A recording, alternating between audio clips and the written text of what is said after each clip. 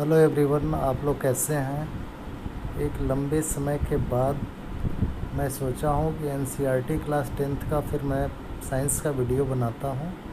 तो आज मैं एनसीईआरटी का केमिस्ट्री का चैप्टर 1 स्टार्ट करने जा रहा हूँ। उम्मीद करता हूँ कि जो क्लास 10th के बच्चे हैं और कुछ कॉम्पिटिटिव एग्ज़ाम्स देने वाले लोगों के लिए भी ये काफ़ी अच्छा साबित होगा, जो एनसीईआरटी के बुक्स का स्टडी करना चाहते हैं। तो पहला चैप्टर हम स्टार्ट करते हैं, chemical reaction and chemical equations. इसमें पहले हम केमिकल रिएक्शन जानेंगे कि व्हाट इज़ केमिकल रिएक्शन। तो chemical reactions are the process in which new substance with new properties are form. यानी केमिकल रिएक्शन एक प्रोसेस होता है जिसके द्वारा नया सब्सटेंस बनाया जाता है जिसकी प्रॉपर्टीज जो होती है वो नहीं होती है। अब हम पढ़ेंगे chemical equation. What is chemical equation? The summarised form of chemical reaction is known as chemical equation. यानी केमिकल रिएक्शन का समराइज्ड फॉर्म ही केमिकल इक्वेशन कहलाता है। अब अगला टॉपिक हमारा है टाइप्स ऑफ केमिकल इक्वेशंस। यानी केमिकल इक्वेशंस यानी रासायनिक समीकरण कितने प्रकार के होते हैं। तो there are mainly two types of chemical equations. One is word chemical equation and another is symbol chemical equation. अब इसमें हम जानेंगे वर्ड केमिकल इक्वेशन क्या होता है। तो word equation links together the names of the reactants with those of the products. यानी जब केमिकल इक्वेशंस की रिएक्टेंट और प्रोडक्ट को वर्ड से रिप्रेजेंट करते हैं, यानी when chemical equation represent with the name of given element और कंपाउंड और any chemical substance is known as word chemical equation. For example, when magnesium ribbon burns in the presence of oxygen, a white powder of magnesium oxide is formed. This equation may be written in the form of words magnesium plus oxygen gives magnesium oxide. तो यहाँ पे आप देखेंगे magnesium को word में लिखा है MAGNESIUM, oxygen को भी वर्ड में सिमिलरली लिखा है, मैग्नीशियम ऑक्साइड को भी वर्ड में। तो इसलिए हम इसको बोलेंगे वर्ड केमिकल इक्वेशन। इसी तरह से एक और एग्जांपल देख सकते हैं कि when zinc react with hydrochloric acid, zinc chloride and hydrogen is form. तो इसमें आप देख रहे हैं कि जिंक को वर्ड से लिखा गया, हाइड्रोजन क्लोराइड को वर्ड से लिखा, और जिंक क्लोराइड और हाइड्रोजन को भी वर्ड से लिखा। तो इसलिए इसे हम बोलेंगे वर्ड केमिकल इक्वेशन। दूसरा है symbol chemical equation. Symbol chemical equation क्या होता है? When chemical equation represent with the help of symbol or formula of given element or compound or any substance, this is called symbol chemical equation। यानी जब chemical equation को symbol के form में represent किया जाए, किसी एलिमेंट के, compound के या सब्सटेंस के फार्मूले द्वारा या सिंबल से रिप्रेजेंट करते हैं, तो उसको बोलते हैं symbol chemical equation. For example, जैसे magnesium ribbon burns in the presence of oxygen, magnesium oxide is form. तो मैग्नीशियम का सिंबल होगा या फार्मूला यहाँ पे Mg, ऑक्सीजन का फार्मूला O2, तो Mg + O2 gives MgO, is the formula of magnesium oxide. Similarly, zinc react with hydrochloric acid, form zinc chloride and hydrogen. तो zinc का सिंबल होता है Zn, हाइड्रोजन क्लोराइड का होता है या हाइड्रोक्लोरिक एसिड का HCl, जिंक क्लोराइड का होता है ZnCl2 प्लस हाइड्रोजन का H2। तो Zn + HCl give ZnCl2 + H2। तो अभी आपने समझा कि वर्ड केमिकल इक्वेशन क्या होता है, सिंबल केमिकल इक्वेशन क्या होता है। तो वर्ड में क्या था, जब एलिमेंट, कंपाउंड या किसी भी केमिकल सब्सटेंस को नेम से रिप्रेजेंट करते हैं तो उसे बोलते हैं वर्ड केमिकल इक्वेशन, और जब सिंबल या फार्मूले से रिप्रेजेंट करते हैं तो उसे सिंबल केमिकल इक्वेशन बोलते हैं। अब हम पढ़ेंगे बैलेंस्ड और अनबैलेंस्ड केमिकल इक्वेशन। तो अनबैलेंस्ड केमिकल इक्वेशन को स्केलेटल केमिकल इक्वेशन बोलते हैं। स्केलेटल, तो स्केलेटल केमिकल इक्वेशन क्या होता है कि जब रिएक्टेंट साइड और प्रोडक्ट साइड के दोनों नंबर ऑफ एटम बराबर नहीं होते हैं तो उसको बोलते हैं unbalance. Unbalanced chemical equation means the number of atoms of different elements on both the sides, यानी reactant side and product side are not equal. These are called unbalanced chemical equation or skeletal chemical equation. For example Mg+O2 gives MgO। इसमें देखिए arrow जो लगा हुआ है उसके left side में जो है जैसे Mg+O2, this is called reactant side. ये रिएक्टेंट है, ये आपस में रिएक्ट करते हैं तो प्रोडक्ट क्या बन रहा है, मैग्नीशियम ऑक्साइड। तो MgO इज अ प्रोडक्ट। अब हम देखेंगे कि जो एलिमेंट हैं या कंपाउंड हैं रिएक्टेंट के या प्रोडक्ट के, तो दोनों साइड में नंबर ऑफ़ एटम बराबर होंगे तो बैलेंस है, और नहीं होगा तो अनबैलेंस है, स्केलेटल है। तो यहाँ हम देखते हैं लेफ़्ट साइड में Mg एक एटम है, राइट साइड में भी Mg एक एटम है, बराबर है। लेकिन ऑक्सीजन लेफ्ट में देखें तो 2 है और राइट साइड में 1 है, तो ऑक्सीजन बराबर नहीं है, इसलिए हम इसको बोलेंगे स्केलेटल या अनबैलेंस केमिकल इक्वेशन। अब उम्मीद करते हैं आप सबको समझ में आ गया होगा अनबैलेंस केमिकल इक्वेशन क्या होता है। अब हम चलते हैं balance chemical equation. Balance chemical equation क्या होता है, the number of atom of reactant side is equal to product side. This is called balance chemical equation. यानी रिएक्टेंट साइड प्रोडक्ट साइड दोनों साइड जब बराबर होगा तो इसे बैलेंस्ड बोलेंगे। अब बच्चों हम यहाँ पे आपको बैलेंस करना सिखाएंगे। तो बैलेंस करने के लिए क्या करते हैं, जो भी आपके रिएक्टेंट और प्रोडक्ट साइड है इनको पहले हम बॉक्स में बंद करते हैं। Mg को बॉक्स में बंद कर लेंगे, O2 को बॉक्स में बंद कर लेंगे, MgO को बॉक्स में बंद कर लेंगे। बॉक्स में बंद करने का मतलब यहाँ पे इससे है कि बॉक्स के अंदर कोई छेड़खानी नहीं करना है। यानी यू कैन ओनली मल्टीप्लाइड और डिवाइड बाई एनी नंबर्स। उसमें ना आप ऐड कर सकते हैं ना माइनस कर सकते हैं, ना किसी चीज़ को ओमिट कर सकते हैं। तो बैलेंस इसको करना होगा। तो Mg का देखिए यहाँ पे कितना 1 है, राइट साइड में भी 1 है, ऑक्सीजन का लेफ्ट में 2 है और राइट साइड में 1 है। तो यहाँ पे आपको 2 बनाना है ऑक्सीजन को, तो MgO के आगे 2 लगा देंगे तो 2 MgO हो गया। अब देखेंगे तो ऑक्सीजन तो 2 हो गए, लेकिन मैग्नीशियम राइट साइड में 2 हो गया, लेफ्ट में 1 हो गया। तो लेफ्ट में भी आपको 2 लगाना पड़ेगा, तो Mg के आगे 2 लगा देंगे। तो 2 Mg+O2 गिव्स 2 MgO। देखिए यहाँ पे बैलेंस किया हुआ है, एग्जाम्पल दे रखा है 2 Mg+O2 गिव्स 2 MgO। इसी तरह से जिंक है Zn+HCl गिव ZnCl2+H2। तो ये तो रिएक्शन था, तो जिंक 1 है। फिर अब बैलेंस करने के लिए हमने HCl के आगे 2 लगाया है, तो 2 लगा दिया तो देखिए दोनों साइड बराबर हो गए। लेफ़्ट साइड में जिंक 1, राइट साइड में 1, हाइड्रोजन लेफ़्ट साइड में 2, राइट साइड में भी 2, क्लोराइड लेफ़्ट साइड में भी 2, राइट साइड में भी 2। इस तरह से बैलेंस हो गया। अब उम्मीद करता हूँ कि बैलेंस अनबैलेंस केमिकल इक्वेशन आप लोगों को समझ में आ गया होगा।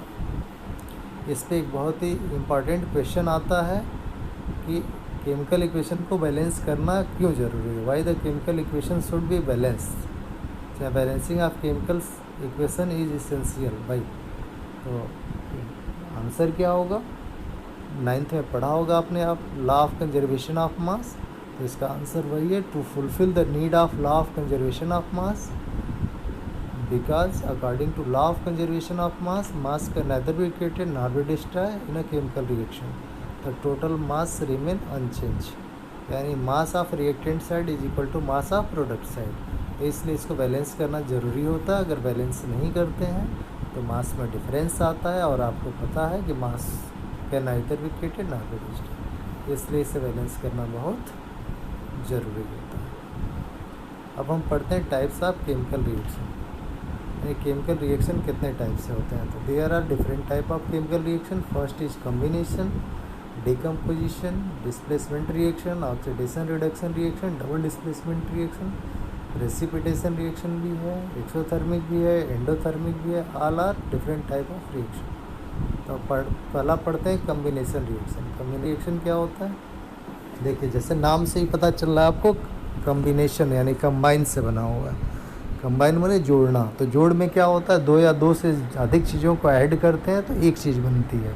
जैसे 10 + 5 + 4 कर दिया आपने तो कितना बनेगा, 10 + 5 + 4 19। यानी 3 चीज़ों को ऐड किया, 10, 5 और 4 को, तो 19 अकेले बना। तो इसका भी डिफिनेशन हम इसी तरह से क्रिएट करेंगे कि when 2 or more than 2 substance react together and form a single product, this is called combination reaction. तो ये कम्बिनेशन हो गया। For example Mg+O2 gives MgO, and when magnesium ribbon burns in the presence of oxygen magnesium oxide is form. तो Mg+O2 gives MgO, तो magnesium और oxygen 2 चीज़ें मिलके एक चीज़ बन रहा है मैग्नीशियम ऑक्साइड। तो ये कम्बिनेशन हो गया। इसी तरह से देखिए hydrogen combine with oxygen form water. तो इसमें जनरली नहीं रिएक्ट करता है। तो when the jet of hydrogen Burns in the presence of oxygen after condensation water is form. तो H2 plus O2 gives H2O। तो दो चीज़ें मिलकर एक चीज़ बनी है, इसलिए भी कम्बिनेशन। इसी तरह से carbon are its products burns in the presence of oxygen, carbon dioxide is form. तो कोक या कार्बन को बर्न करते हैं, C plus O2 gives CO2, दो मिलके एक बन गया, ये भी है। इसी तरह से quick lime CaO vigorously combine with water, lime water is form.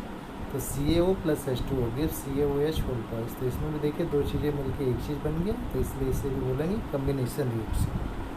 अब एक्सोथर्मिक रिएक्शन क्या होता है, देखिए जैसे नाम से पता चल रहा है एक्सोथर्मिक, एक्सो मने बाहर निकलना, थर्म मने हीट। जिस रिएक्शन में हीट एनर्जी लिबरेट हो रही है उसको बोलेंगे हम एक्सोथर्मिक रिएक्शन।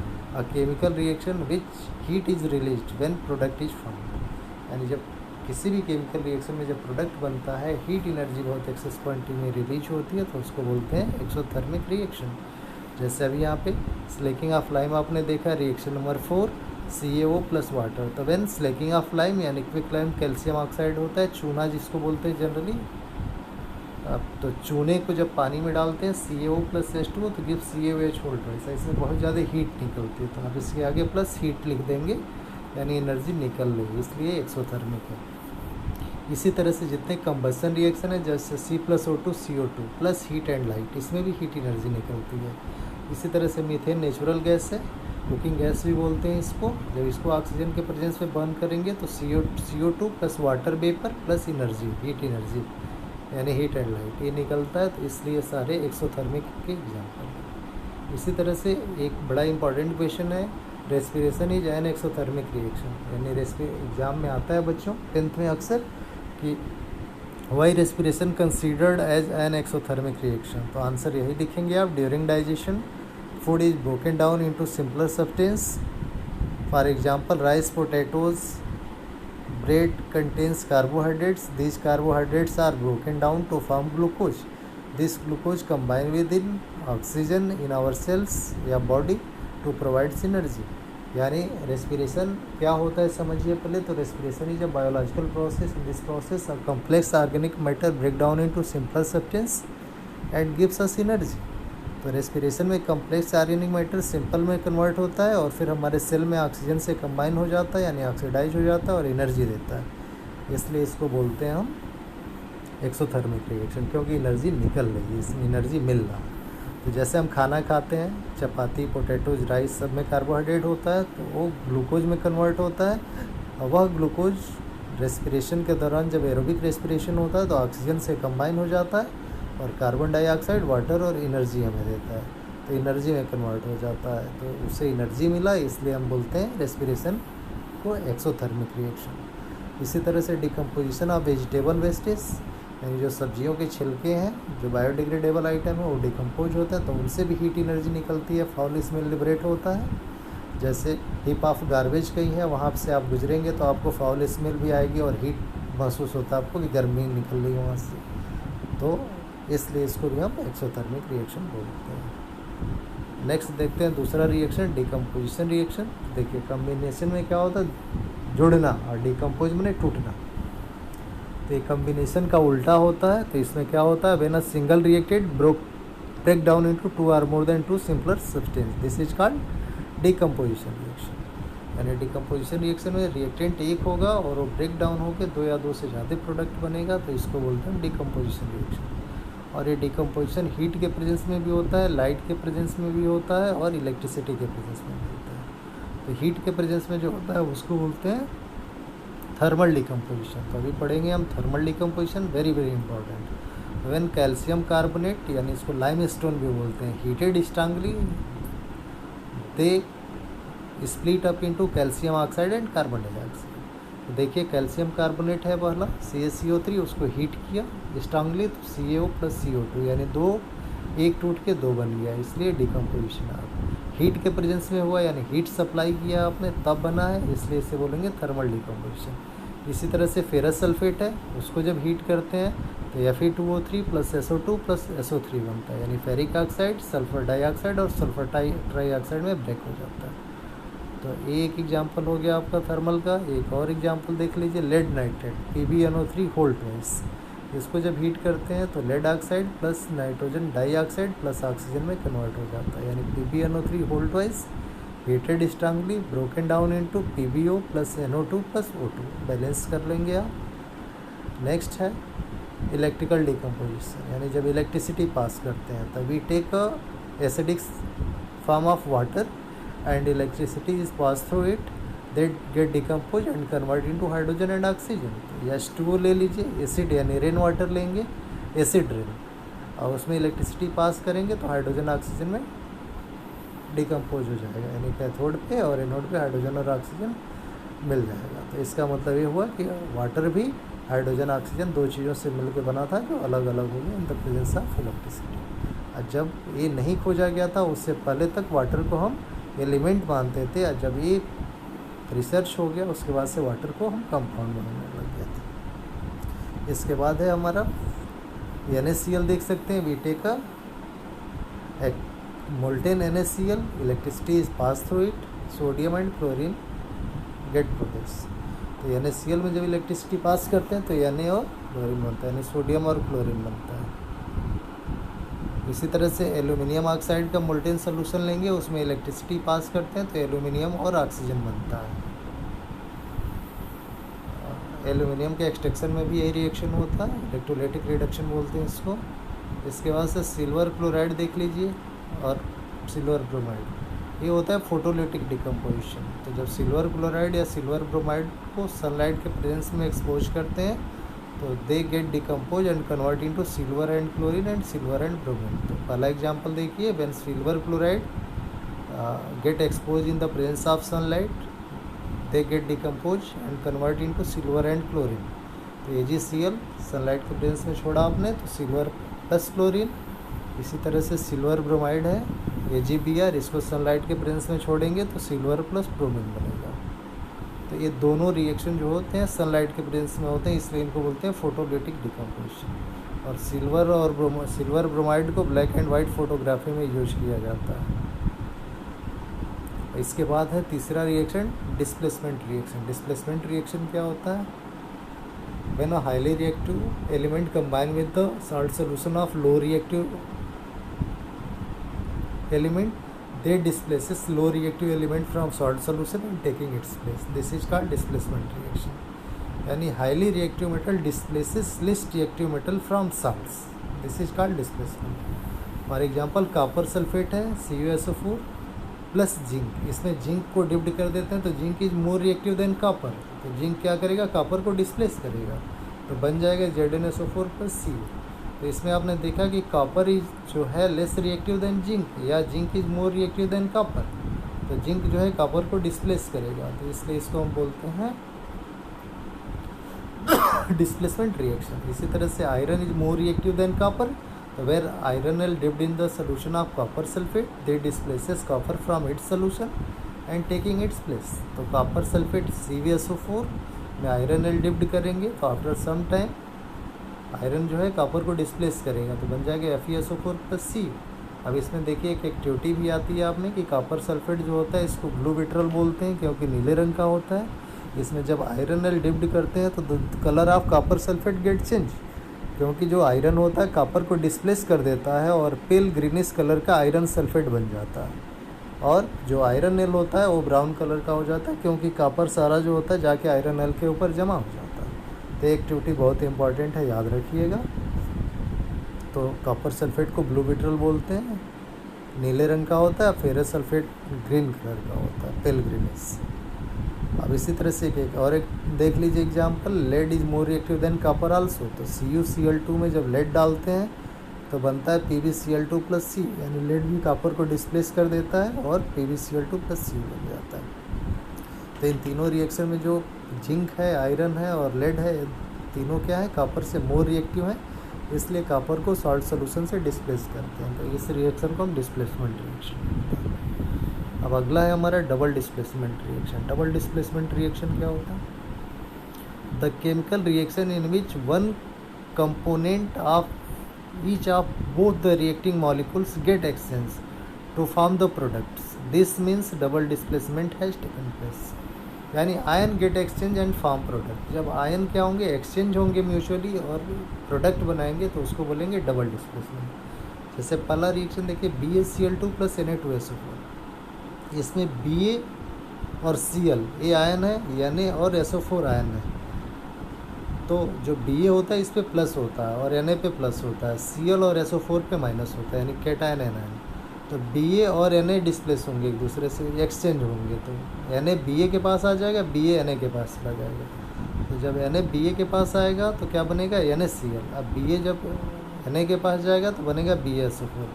तो BaCl2 react with Na2SO4 give BaSO4 + NaCl। इसमें जो प्रोडक्ट बनता है वो इनसॉल्युबल होता है, इसलिए इस रिएक्शन को हम प्रेसिपिटेशन रिएक्शन भी बोलते हैं। तो precipitation reaction are those reaction in which insoluble product is form, तो जिसमें इनसॉल्युबल प्रोडक्ट बनता है, नहीं प्रोडक्ट जो है सोल्यूशन में घुलता नहीं है, दे कैन फिल्टर आउट, उसे छान के अलग कर सकते हैं, तो इसलिए हम इसे बोलेंगे डबल डिस्प्लेसमेंट। इसी तरह से देखिए लाइम वाटर में कार्बन डाइऑक्साइड गैस पास करेंगे for a shorter period of time, तो the colour of lime water get milky because calcium carbonate का वाइट प्रेसिपिटेट बन जाता है, इसलिए इसको भी प्रेसिपिटेशन बोलेंगे। So CaOH whole twice lime water है plus CO2 shorter period of time के लिए पास कर दीजिए, तो बन जाएगा CaCO3 का वाइट प्रेसिपिटेट प्लस वाटर। तीसरा रिएक्शन AgNO3 + NaCl, तो देखिए यहाँ पे Na और Ag अपने आप को चेंज करेंगे, तो Na जो है Ag की जगह पे जाएगा, Ag Na की जगह पे आएगा, तो बनेगा AgCl + NaNO3। तो AgNO3 + NaCl gives AgCl + NaNO3, ये भी वाइट प्रेसिपिटेट बनता है सिल्वर क्लोराइड का। नेक्स्ट है PbNO3 whole twice lead nitrate plus Na2SO4 sodium sulphate, तो बन जाएगा लेड सल्फेट, PbSO4 का वाइट प्रेसिपिटेट प्लस NaNO3, ये सोडियम नाइट्रेट साल्ट। इसी तरह से CuSO4 + H2S, यानी कॉपर सल्फेट में हाइड्रोजन सल्फाइड गैस पास करेंगे तो CuS का ब्लैक प्रेसिपिटेट बनता है, कॉपर सल्फाइड का प्लस H2S। तो इन सब में देखिए जो प्रोडक्ट बना है वो इनसॉल्युबल है, यानी PPT है, प्रेसिपिटेट के फॉर्म में है, जिससे आप छान के अलग कर सकते हैं, इसलिए इसको हम प्रेसिपिटेशन रिएक्शन बोलते हैं। अब अगला है बच्चों ऑक्सीडेशन रिएक्शन, फिर रिडक्शन पढ़ेंगे, फिर रिडॉक्स पढ़ेंगे। तो ऑक्सीडेशन रिएक्शन क्या होता है, एडिशन ऑफ ऑक्सीजन और removal of hydrogen is known as oxidation reaction, यानी किसी भी चीज़ में रिएक्शन में जब ऑक्सीजन ऐड हो या हाइड्रोजन रिमूव हो तो उसको बोलेंगे ऑक्सीडेशन रिएक्शन। ऑक्सीडाइजिंग एजेंट क्या होता है, दो सब्सटेंस प्रोवाइड ऑक्सीजन और remove hydrogen in a chemical reaction, this is called oxidising agent. For example Cu + O2 gives CuO, इसमें देखिए कॉपर में ऑक्सीजन ऐड हुआ है तो क्या बना है CuO, इसमें ऑक्सीजन कौन दे रहा है, खुद ऑक्सीजन दे रहा है, इसलिए ऑक्सीडाइजिंग एजेंट क्या होगा, O2। अब रिडक्शन रिएक्शन क्या होता है, इसका उल्टा, ऑक्सीडेशन का उल्टा रिडक्शन होता है। तो उसमें क्या हुआ था, ऑक्सीजन ऐड हुआ था, हाइड्रोजन रिमूव हुआ, तो इसमें हाइड्रोजन ऐड होगा, ऑक्सीजन रिमूव होगा। तो एडिशन ऑफ हाइड्रोजन और removal of oxygen is known as reduction reaction, यानी जब ऑक्सीजन ऐड हो या ऑक्सीजन रिमूव हो या हाइड्रोजन ऐड हो तो इसको बोलेंगे रिडक्शन रिएक्शन। फिर समझ लीजिए एक बार, एडिशन ऑफ हाइड्रोजन और removal of oxygen is known as reduction reaction. Reducing agent क्या होता है, ऑक्सीडाइजिंग एजेंट का उल्टा होता है, दो सब्सटेंस प्रोवाइड हाइड्रोजन और remove oxygen in a chemical reaction, this is called reducing agent. अब उम्मीद करता हूँ आपको समझ में आ गया होगा ऑक्सीडेशन रिडक्शन, और जब दोनों साथ साथ होते हैं तो उसको बोलते हैं redox reaction. When oxidation and reduction reaction takes place simultaneously, this reaction is called redox reaction, यानी जब ऑक्सीडेशन और रिडक्शन दोनों साथ साथ होते हैं तो इसको बोलते हैं रिडॉक्स रिएक्शन। फॉर एग्जांपल देख लीजिए, CuO + H2, यानी CuO से H2 रिएक्ट किया है पहले रिएक्शन में तो बना है Cu + H2O। देखिए CuO से ऑक्सीजन निकला है तो बना है Cu, तो इसका क्या हो रहा है, ऑक्सीजन निकल रहा है मतलब रिडक्शन हो रहा है, तो CuO का रिडक्शन हुआ Cu में, और हाइड्रोजन में ऑक्सीजन ऐड हो गया तो वाटर बन गया, तो हाइड्रोजन का ऑक्सीडेशन हुआ है वाटर में। तो इसमें ऑक्सीडाइजिंग एजेंट कौन हुआ, जो हाइड्रोजन को ऑक्सीजन दे रहा है, तो ऑक्सीजन कौन दे रहा है, CuO, तो ये कहलाएगा ऑक्सीडाइजिंग एजेंट। और रिड्यूसिंग एजेंट कौन होता है, जो हाइड्रोजन देता है, तो हाइड्रोजन कौन देता है, हाइड्रोजन स्वयं हाइड्रोजन दे रहा है, इसलिए हाइड्रोजन रिड्यूसिंग एजेंट कहलाएगा। इसी तरह से एक और एग्जाम्पल देखिए, ZnO प्लस सी गिव्स Zn प्लस CO। अब इस रिएक्शन में ZnO से ऑक्सीजन निकल गया, इसलिए इसका रिडक्शन हुआ, तो ZnO रिड्यूस इनटू Zn। अब कार्बन के साथ ऑक्सीजन ऐड हुआ तो कार्बन मोनोऑक्साइड CO बन गया, तो C में ऑक्सीजन ऐड हुआ तो CO बना, तो carbon get oxidize into carbon monoxide. लेकिन इसमें ऑक्सीजन दे कौन रहा है? ZnO, इसलिए ये कहलाएगा ऑक्सीडाइजिंग एजेंट। और रिड्यूसिंग एजेंट कौन है? Carbon. Carbon is strong reducing agent, ये रिड्यूस करता है चीज़ों को। इसी तरह से अगला देख लीजिए, H2S plus Cl2 gives S plus HCl। Next है इसी तरह से MnO2 plus 4HCl gives MnCl2 plus 2H2O plus Cl2। अब ये दो आपके लिए है, आप खुद समझ लीजिएगा, मैंने इसको इलैबोरेट कर दिया पहले। नेक्स्ट, अब अगला हम पढ़ेंगे कोरोजन और रेंसिडिटी। कोरोजन क्या होता है समझिए। When metal are attacked by moist air, water or acid, the upper layer of metal get corroded. This phenomena is called corrosion। यानी metal are attacked by moist air, water or acid, the upper layer of metal get corroded. This phenomena is called corrosion। यानी air, water या moisture के contact में जब metal आता है तो upper layer जो होता है उसका ख़राब होने लगता है, कोरोड होने लगता है, इसी फिनोमेना को कोरोजन बोलते हैं। और जो नोबल मेटल होते हैं जैसे गोल्ड है, सिल्वर है, प्लेटिनम है, इनमें कोरोजन नहीं होता, दे डू नॉट कोरोटेड। अब रस्टिंग क्या होता है समझिए। Corrosion in the case of iron is known as rusting. जब आयरन के सेंस में कोरोजन होगा तो उसको हम रस्टिंग बोलते हैं। अब रस्ट का फार्मूला और रस्ट का केमिकल नेम आता है एग्जाम में, तो रस्ट का फार्मूला होता है Fe2O3 इंटू XS2। और केमिकल नेम क्या होता है? Hydrated iron third oxide. अगला समझिए, कोरोजन का हार्मफुल इफेक्ट क्या होता है।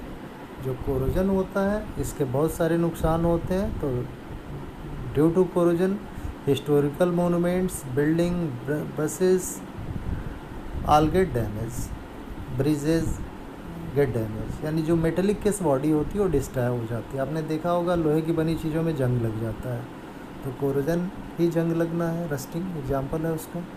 तो जंग लग जाता है तो उसे बचाने के लिए क्या करते हैं आप? Greasing, painting, ironing, galvanising etcetera. यानी कोरोजन से बचाने के लिए मशीनरी टूल्स में ग्रीज लगाते हैं, ऑयल डालते हैं, या आयरन के ऊपर आपने देखा होगा जो ब्रिज होते हैं या जो आपके यहाँ दरवाज़ों पे गेट ग्रिल जो लोहे के बने होते हैं उस पर पेंट कर देते हैं ताकि उस पर रस्ट ना लगे, जंग ना लगे। तो इसका प्रिवेंशन है। और हार्मफुल इफ़ेक्ट क्या होता है? इनसे अगर नहीं बचाएंगे तो ये सारे के सारे डिस्ट्रॉय हो जाएंगे। आपने देखा होगा रस्टिंग की वजह से ब्रिज गिर जाता है, बड़ा हादसा हो जाता है, बिल्डिंग गिर जाती है, स्कूल बिल्डिंग गिर जाती है, लोगों के घर गिर जाते हैं। तो इसलिए रस्टिंग से बचाना बहुत आवश्यक होता है। अगला टॉपिक है लास्ट, बहुत इंपॉर्टेंट है, रेंसिडिटी। रेंसिडिटी क्या होता है बच्चों? When a fat and oil containing food item get oxidize they form rancid because they have unpleasant taste and foul smell. This phenomena is called rancidity। यानी when fat and oil containing food substance get oxidized यानी come in contact with oxygen, they have unpleasant taste and foul smell because they form rancid। This is called rancidity। यानी fat और oiling containing food items जब oxygen के contact में आता है तो oxidise हो जाता है, जिसकी वजह से उसका टेस्ट और स्मेल चेंज हो जाता है, फॉल स्मेल आने लग जाता है, because they form rancid. This phenomena is called rancidity. अब इसको बचाने का तरीका क्या है समझिए, प्रिवेंशन। तो प्रिवेंशन पहला एयर टाइट कंटेनर में रखते हैं। जो भी फैट और ऑयल कंटेनिंग फूड आइटम है store in air tight container. Air tight container में रखते हैं जहाँ हवा न जाए तो उससे ऑक्सीजन के कांटेक्ट में नहीं आएगा, या मॉइस्चर प्रूफ कंटेनर में। दूसरा होता है उसमें एंटीऑक्सीडेंट फ्लश कर देते हैं। यानी जैसे चिप्स के पैकेट होते हैं, कुरकुरे के पैकेट होते हैं, तो देखते हैं चिप्स थोड़ा होता है, पैकेट बड़ा होता है, because they flushed with nitrogen. और nitrogen treated as antioxidant, antioxidant की तरह बिहेव करता है, तो उससे भर देते हैं। तो इससे क्या होता है, वो ऑक्सीडाइज नहीं हो पाता है और हमारा खाना मिल जाता है। अब कुछ आइटम ऐसे होते हैं जिनको रेफ्रिजरेटर यानी रेफ्रिजरेशन से भी रेंसिडिटी से बचाया जा सकता है।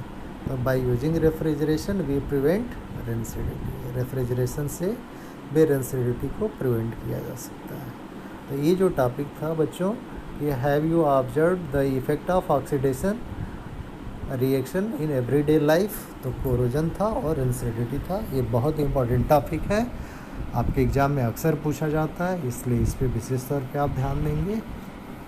और जो भी मैं पढ़ाया हूँ उम्मीद करता हूँ आप लोगों को बहुत अच्छी तरह से आया होगा, क्योंकि आपकी क्लासेस चल नहीं रही रेगुलर, तो इसलिए जो है कि आप इस वीडियो का फ़ायदा उठा सकते हैं।